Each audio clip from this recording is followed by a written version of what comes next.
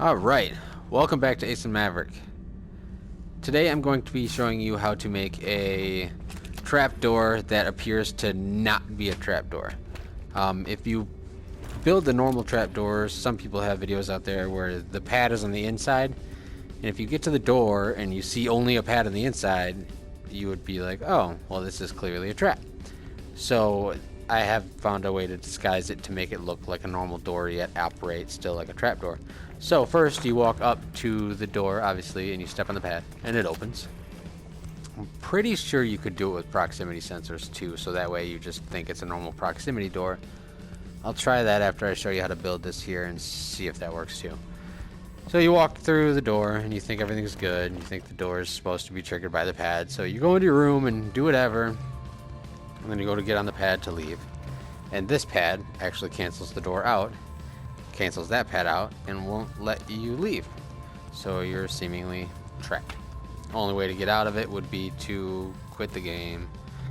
La-di-da. So how you would get out yourself if you're testing this is you would just remove the power line to this pad here, and then that should trigger and let you out because it's close enough to where it read you on the other side. And of course, then when you want to reconnect your trap, reset your trap, you would just run power from the pad to a battery or whatever you need. I know my base is not uploadable, and that's a problem. I'm gonna have to do some trimming down before we can all play No Man's Sky Exo League. I'll do a quick tour of that too, actually, when I'm done with this video. Bonus for you guys.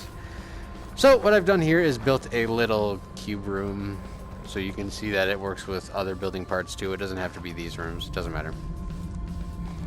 And you get yourself a door, you get yourself some power, and then let's do a pad next. So power, switches, we'll get our pad, and I like to rotate this actually so it's the connections are over there closer to the wall. Makes it easier.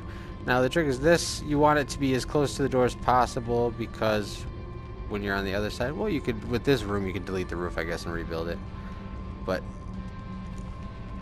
anyways, I'll just show you how I did it over here. Put it as close to the door as possible.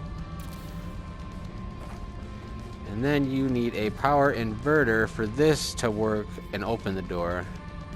You'll need an inverter, and I'll make the wires pretty clear here. This is my battery, power generator.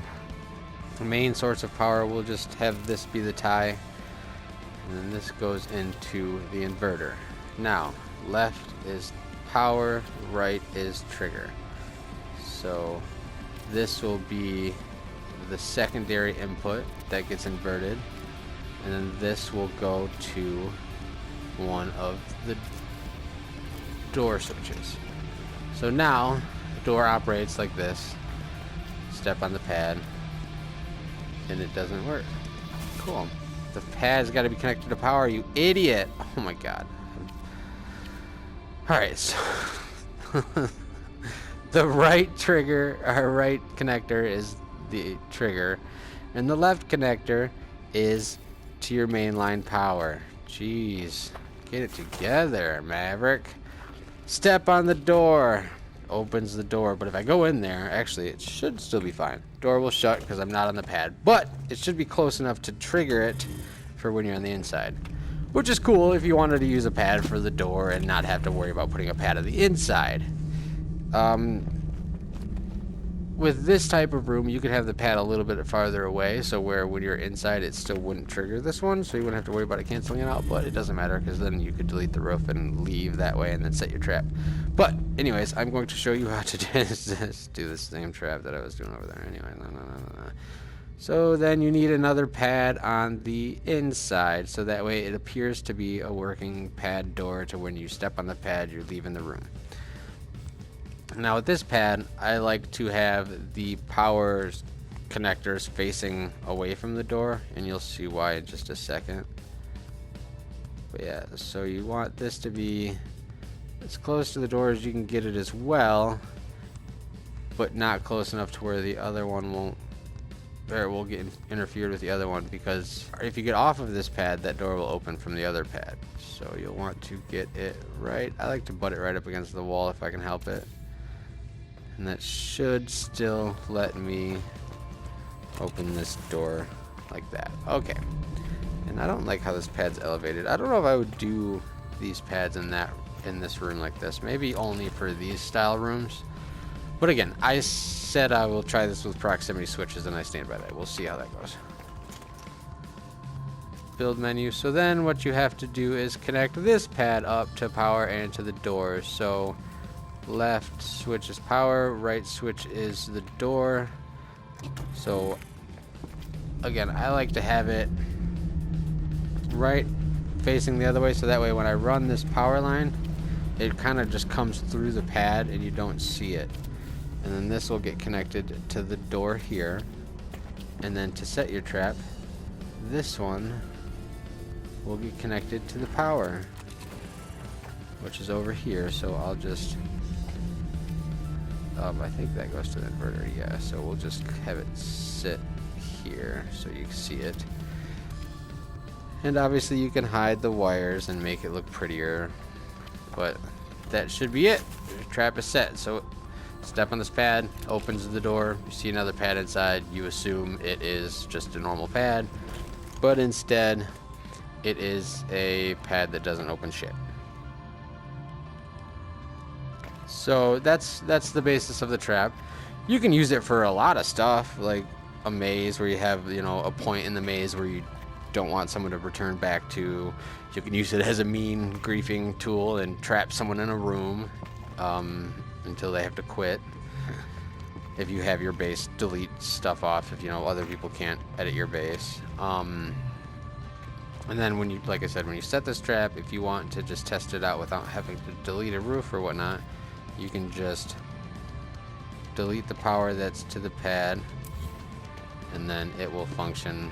This one's close enough to open the door to let you out, and then you can just reset the trap by connecting the power, and the trap is set.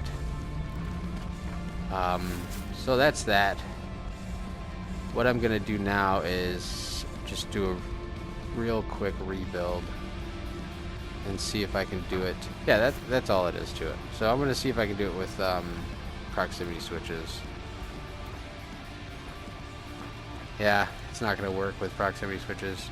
It would work if the range I think is 10U. So if you put this proximity switch like 10U away from the door. Yeah, if you put it far enough away from the door, it would probably connect it, or just have it to where the door was shut when you're by it, but still not open from you hitting that proximity. No, because you would still hit that proximity. Maybe proximity switches won't work. Maybe you have to do it with these. I don't know. I'll fiddle around with it more. But yeah, this is my screw you trap. I hope you enjoyed it. Thanks for watching Ace and Maverick. Sorry this was a little unorthodox and not exactly a scripted tutorial. Some people don't like that, but that's how you build a trapdoor. Cool. I'll show you this now, which is gonna undergo some serious changes still apparently because I've reached my build limit. Well, this stuff is gonna go. All the exocraft pads are gonna go. So that'll help.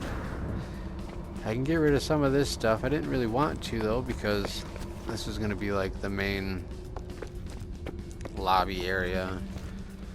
I can't get rid of those. I can get rid of the lights underneath them, I guess.